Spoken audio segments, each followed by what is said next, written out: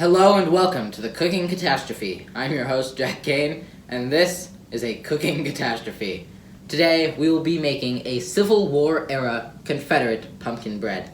Let's get straight into the ingredients and tools you'll need to make this dish. You will need 1 cup of pumpkin puree, 1 cup of cornmeal, 2 cups of regular old baking flour, 1 teaspoon of salt, and 1 package of yeast dissolved into 1/4 cup of warm water. Sorry, accidents happen.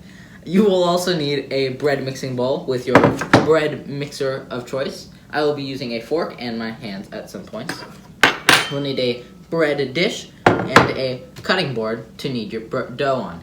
Now, I'm going to get my ingredients set up, and so should you. I'll see you there.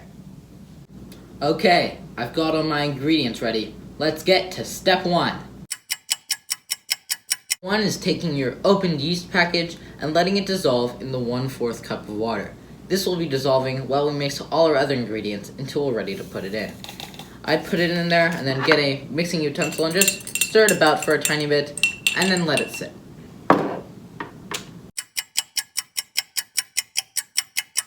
Step 2 is we're going to take 1 cup of pumpkin puree and put it into our bread mixing bowl. Beautiful. Step 3 is we're going to take our cornmeal, pour it into a 1 cup container, and we're going to pour 1 cup of cornmeal into our baking bowl. This makes me very nervous. I'm not great at pouring things. Beautifully done. Now step 4 is to take 2 cups of baking flour and put it in our mixing bowl. This is 1 cup, and while I get the next cup of flour ready, let me tell you a little bit of backstory of how this recipe came to be.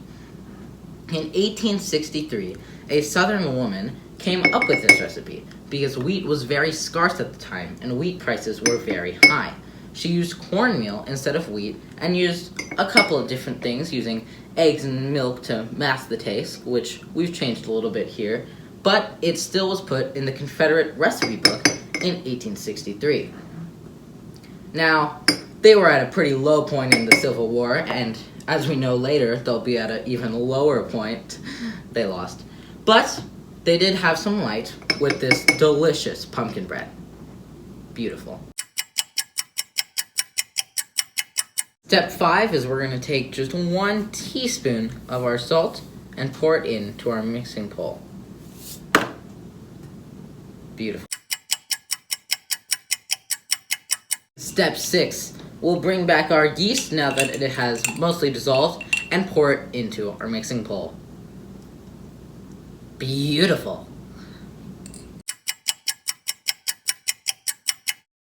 Alrighty, now that we have all our ingredients in our mixing bowl, we're going to take our mixing utensil and mix it until it's firm enough to be able to knead by hand and put onto our cutting board. Now, how about you all mix along with me?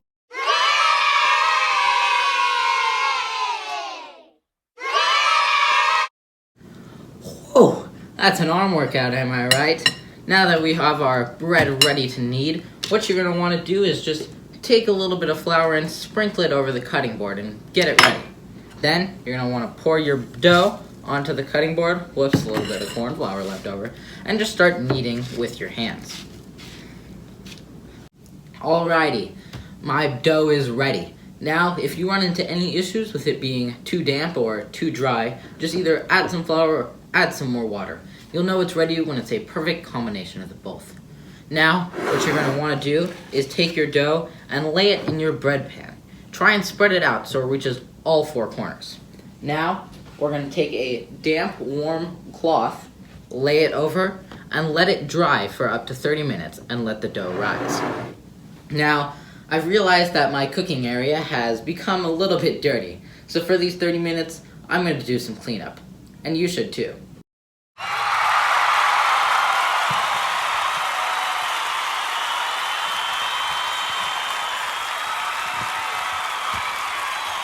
Alrighty, it's been about 30 minutes and I think our bread is risen.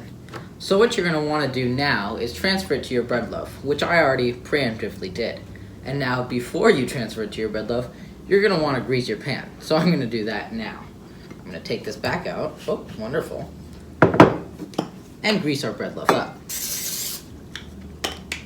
So now, take your risen dough, move it to your bread loaf, try and squeeze it in so it matches all four corners, and now we're going to set it in a warm spot and let it rise for about another 45 minutes.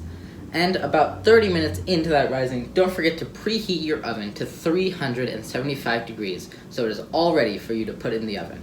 I'm going to cover it back up, and I'll see you then. It's been about another 45 minutes, and the bread has risen to perfection. Now that your oven is preheated to 375 degrees, I'm going to put this puppy in the oven. Now you're going to want to set a timer for 20 to 30 minutes, so I'm just going to put it at 25. 2, 3, 4, 5. Beautiful. Now let's let that thing bake for 25 minutes. Timer is about to go off, but never forget to have oven mitts on hand and ready to pull them out of the oven. Looks like we got 5 seconds here. I'll just wait for the countdown. Beautiful. Turn the kitchen timer off. Pull them out. Oh, and look at that beautiful pumpkin bread made. Alrighty, well, I let the pumpkin bread cool, and man, does this just look delicious. I cut off a little slice for myself to try right now.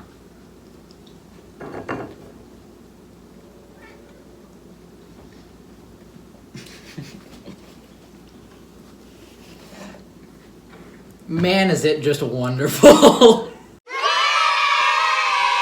Well, whether it come to pumpkin bread or the battlefield, the South put up a good effort, but it still kind of sucked. This was the Civil War Confederate pumpkin bread recipe. I hope you enjoyed. Don't try this at home.